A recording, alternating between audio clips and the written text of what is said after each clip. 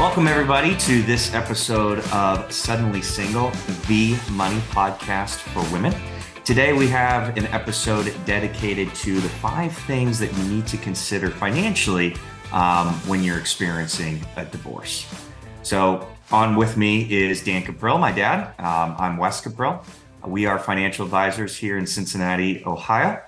And we wanted to walk through these various elements, things that you need to consider so that you are financially prepared if you do find yourself suddenly experiencing divorce. And first and foremost, the thing that a lot of women that we work with don't necessarily think about, because divorce is a very emotionally disruptive time, it's that you also need to be prepared for some economic hardship, unfortunately.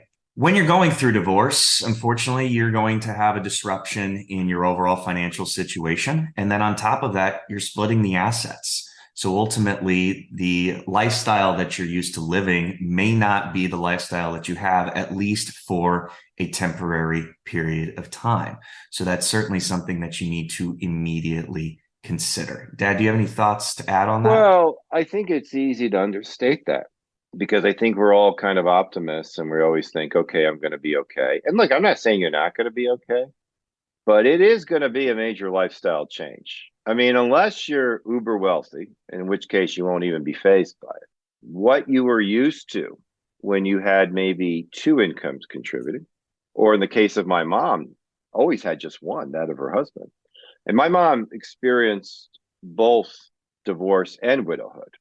So the double whammy, so to speak, which is not unusual. I mean, in fact, when you look at percentage of marriages that end divorce, and of course, widow, it's a natural thing. But yeah, I don't think we can really emphasize this enough. That yeah, I mean, this is not going to be a financial positive, and it doesn't mean that you can't have a good retirement, but work needs to be done, I guess is kind of how I would I mean, don't you find sometimes people just unaware, like they think like $500,000 is a ton of money, so because they had $1 million, right? Mm-hmm. And then they get divorced. I'm just hypothetically saying. Yeah. And then they get 500,000, and then you start showing them, well, there's this cost and that cost, and it's like, I don't know about you, I just hate to be the one to be the bearer of bad news, but I feel like that's my job, right? Unfortunately, yeah, because you have to take a look at, okay, you just cut your money in half, so you don't have nearly as much. And then have you been tracking how much you've been spending? What's your current quality of life? Will you be able to maintain that given that split? Well, and especially double-edged sword, not just a single-edged sword. Right. If you were in a combined income situation and your income more than met your expenses, you probably didn't even think about your expenses all that often. I mean, you weren't in debt. You were able to save money. You didn't really even have to have a budget because we always had money left over. So we just kind of saved it. And now suddenly you're in this position where it's, there's one income and it's not going to be combined. Look, I like to tease your mom a lot that, she doesn't live within her means. She lives within my means. She doesn't like that one. She doesn't like it, but we've been married over 30 something years and she gets it. But the point here is that, yeah, if one spouse makes more than the other, you've become accustomed to that combined income.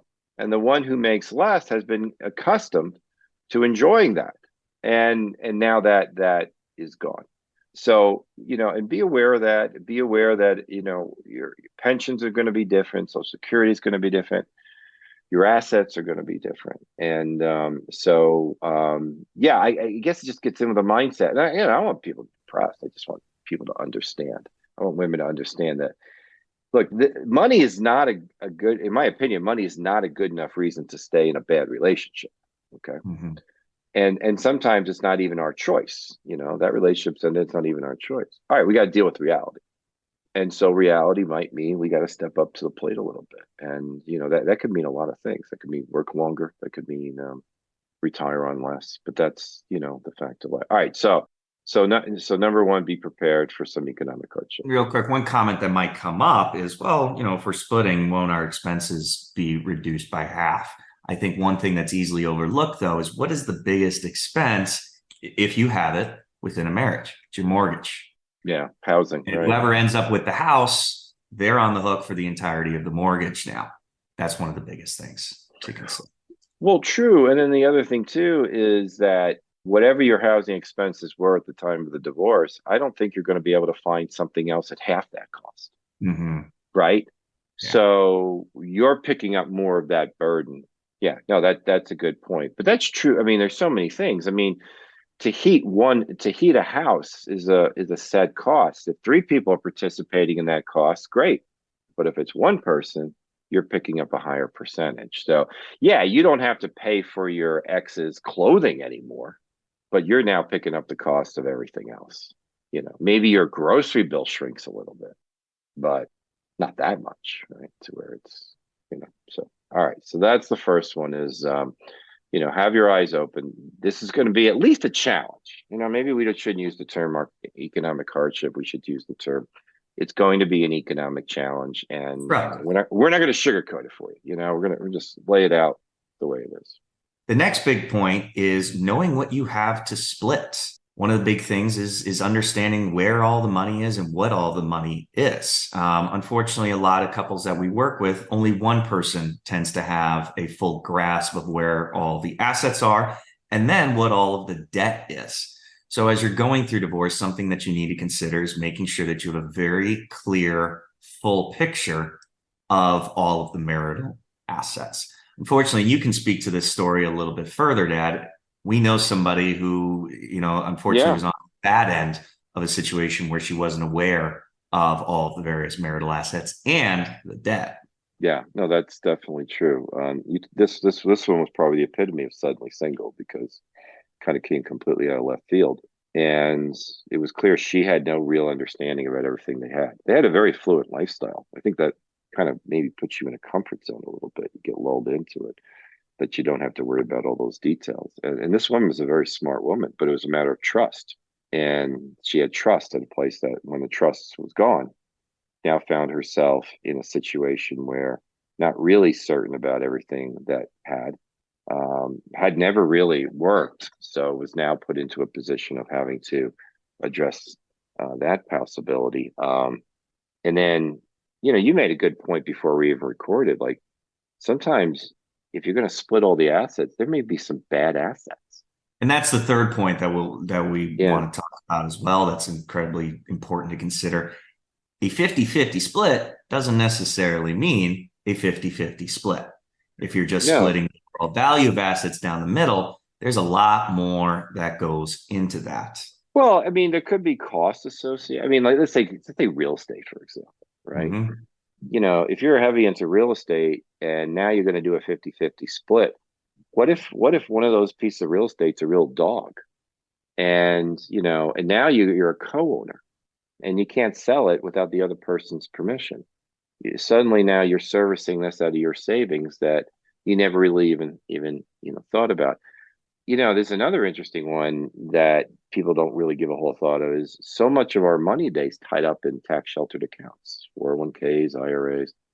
And so the value of those isn't really what you think they are because they've never been taxed.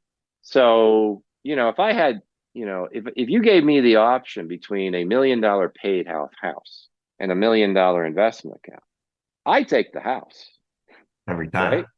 Yeah, because you could sell the house and And keep then a lot be more money after the tax fact. free. You'd be tax free. Yep. If it's your primary residence and all that, whereas the IRA, you're going to have to pay the tax on that. So just be mindful of the fact, and sometimes in negotiation, you may look at the values. I mean, I have sat in on some pre-divorce discussions, and it kind of made that point where they'll talk about, well, he's going to give her all these stock options. Well, those stock options right now are worth nothing.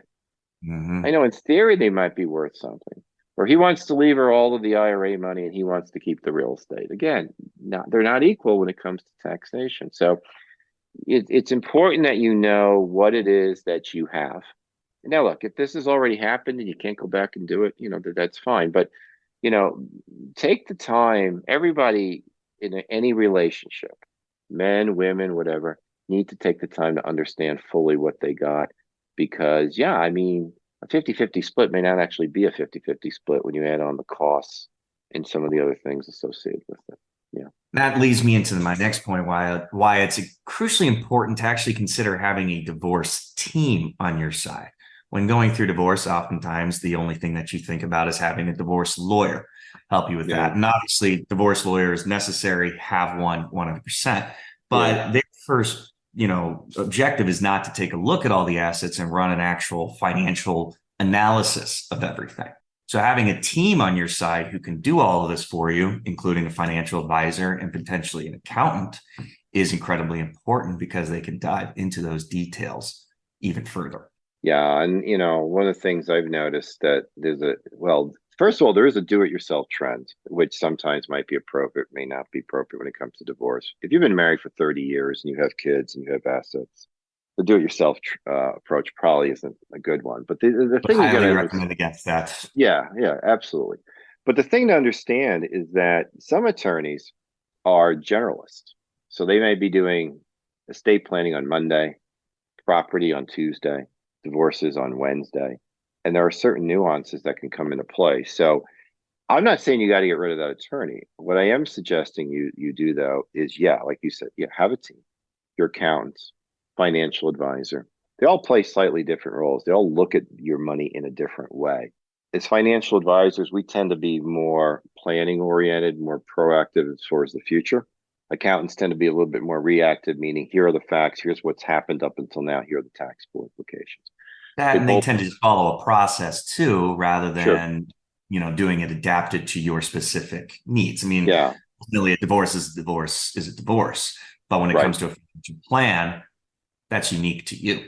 yeah. So having a number of people, and again, look, the assumption here is there's an asset base that's worth discussing, that there is some level of complexity.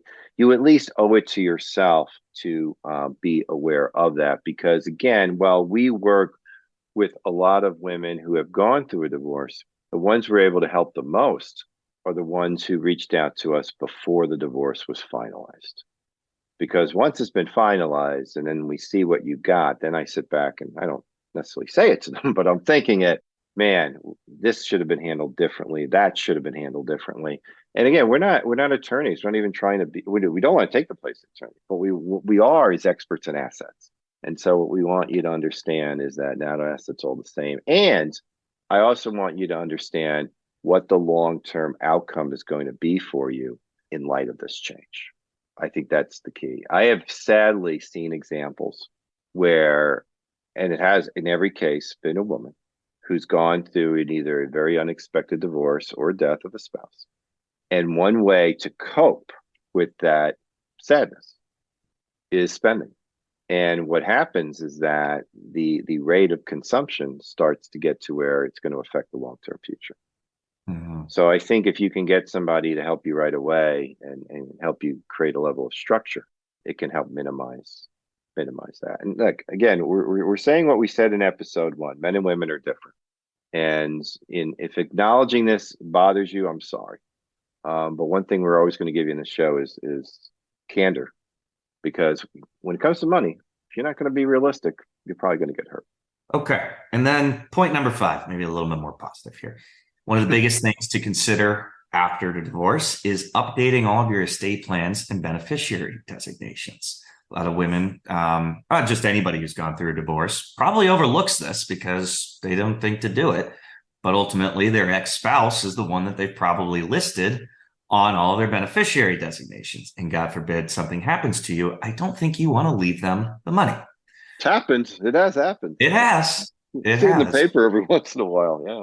But that's something that you need to do. So once you have that full list of the assets and you understand what's all yours after the divorce, it's very important. Sit down, walk through that, and give that beneficiary designation to somebody else. And also, you need to understand that not all of your assets, you may think, okay, I updated my will, but not all of your assets are going to transfer via your will. So, for example, an IRA account or a life insurance policy, unless you've listed your estate as the beneficiary, which is rarely the right thing to do, you probably have human beings listed as beneficiaries. And if that human being needs to change, you better change it.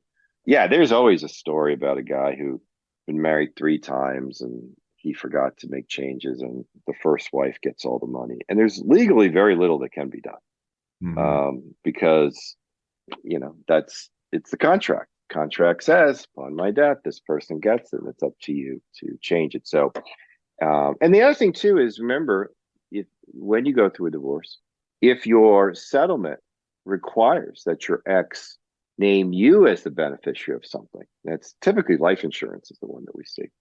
Make sure that's done. Make sure you've gotten confirmation of that. Don't just go with the assumption, because once they die, it's kind of hard to go back and fix it. So good point. Good point. Yeah. So, I feel like we should be a little more upbeat, but we are dealing with the serious stuff. Unfortunately, it is. Yeah. And as I Yeah. said at the beginning of this episode, it's emotionally disruptive, but there's a Yeah. lot of other things that you need to consider. That's why we ourselves try and help as much as we possibly can.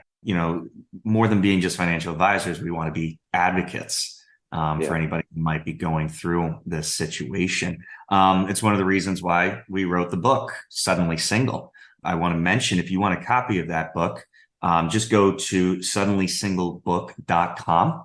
We've got a version just for women who are currently going through divorce or have been through divorce.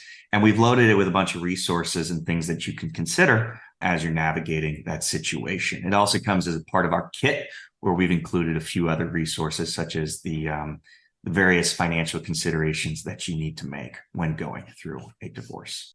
Anything to add before we go, Deb? No, I think that's pretty much. I just want to say that, look, your future can be as bright as you want to make it, but you have to deal with reality. All right, we have to wake up to that, and time is of the essence. So, take what we've given you as just some thoughts, stuff you may already know, but a lot of things that make sense we don't necessarily follow, and these are imperative. So just don't overlook the importance of it, because reality comes, no matter how optimistic we want to be, reality still comes back.